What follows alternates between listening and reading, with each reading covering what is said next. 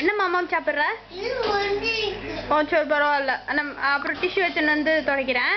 என்ன மாமா சாப்பிடுற நீ? என்னடா மாமா அது? பாப்புடி மாமாமா? பின்ன என்ன தயிர் மாமாமா? என்ன மாமம்?